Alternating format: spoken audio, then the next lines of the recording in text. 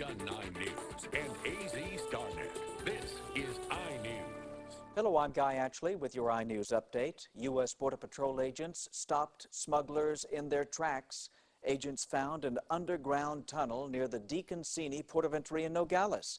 The tunnel runs under a city street 6 feet into the United States. Officials say it could be used to smuggle drugs or people across the border. Jenny Rose has more. This is the third one we've seen just within a mile of each other just in the last 10 months.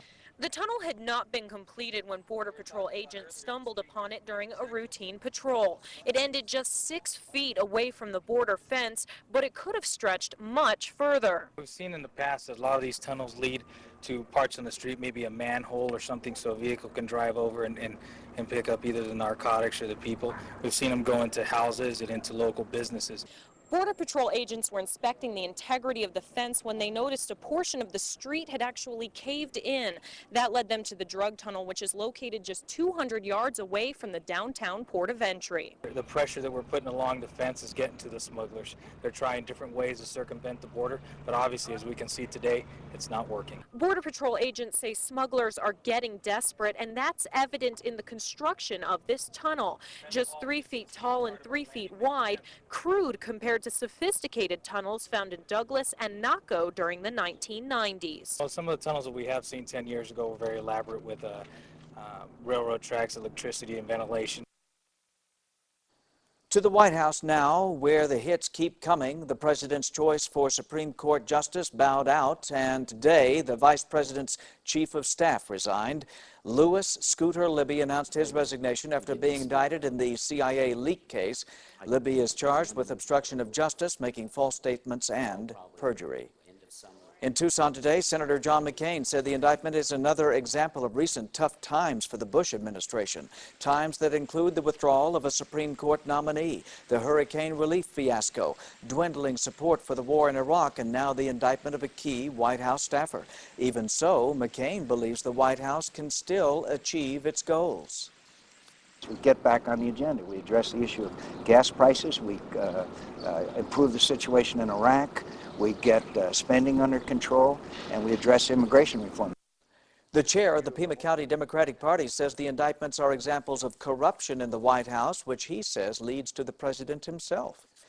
Sierra Vista city officials want to regulate BB guns inside city limits. Currently, there are no laws regarding BB guns, pellet guns, paintball guns, slingshots, and other similar weapons, but officials say they've had several complaints.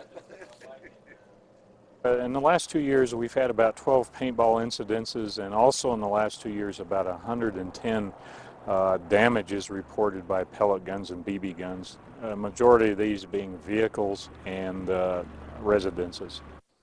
The proposed ordinance would allow the firing of such weapons only under supervision and in self-defense.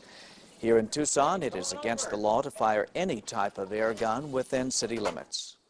The town of Sahuarita has reached an agreement with the Green Valley Fire District and Rural Metro to provide emergency service over the next 7 years.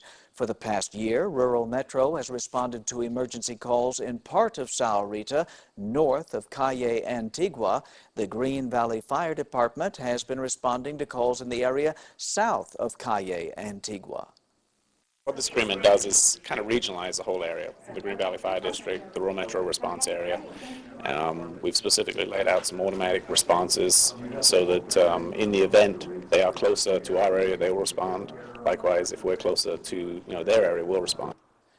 The agreement will maintain the response system while town officials look for a permanent plan. Pima County probation officials want a judge to revoke probation for a retired Tucson police officer who was nabbed in an internet sex sting. Charles Walter was arrested in 2003 and hit with 2 counts, one luring a minor for sexual exploitation and another for computer tampering. He pleaded guilty to the latter charge and was placed on probation. Officials accuse him of possessing sexually oriented materials, contacting underage people without permission, and associating with a criminal. This has been your iNews Update. I'm Guy Ashley. From KGUN-9 News and AZ StarNet, this has been iNews.